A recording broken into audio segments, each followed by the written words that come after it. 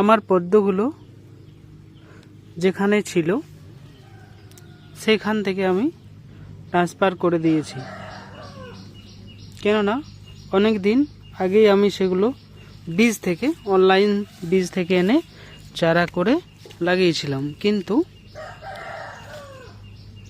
প্রায় 2 বছর হওয়ার পরেও কিন্তু কোনো ফুল না আসায় আমি সেখান থেকে অন্য জায়গাতে নিয়ে এসে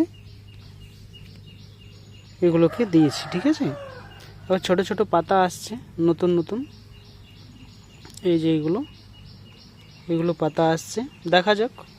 এবার এখানে এগুলো সব মরা পাতা, এগুলো সব ফেলে দেব।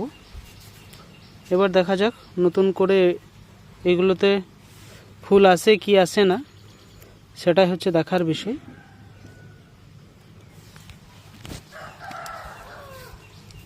কিন্তু এখানে কি হয়েছিল, একটি বীজকে আমি পদ্মর বীজকে কিন্তু এখানে ফেলে দিয়েছিলাম।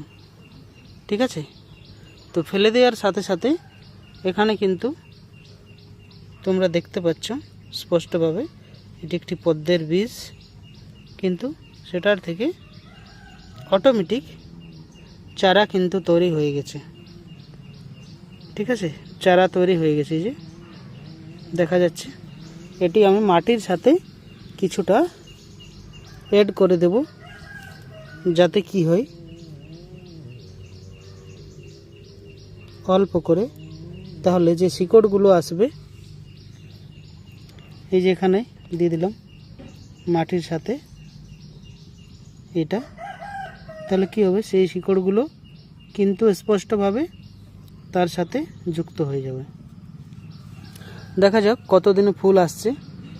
আর যদি কারো জানকারির মধ্যে থাকে যে কি প্রয়োগ করব এটাতে যাতে খুব তাড়াতাড়ি ফুল আসে, তাহলে কিন্তু কমেন্টে অবশ্যই সেটি একবার লিখে দিবেন। ঠিক আছে, এই যে শেয়াল হয়ে গেছে, এগুলো সব ছেঁকে দিচ্ছি। এগুলো ঠিক আছে, এগুলো সব আগের যে পাতা সেগুলো সব মরে গেছে, নতুন পাতা আসছে। দেখা যাক কতদিনে ফুল আসছে। আর যদি কোনো কিছু প্রয়োগ করতে হয় তাহলে কমেন্টে অবশ্যই একটু জানিয়ে দেবেন, তাহলে আমি ফুল আসার জন্য অপেক্ষায় আছি। নতুন প্রথম ফুল কবে আসছে সেটাই হচ্ছে দেখার বিষয়। ঠিক আছে, থ্যাংক ইউ সবাইকে, ধন্যবাদ।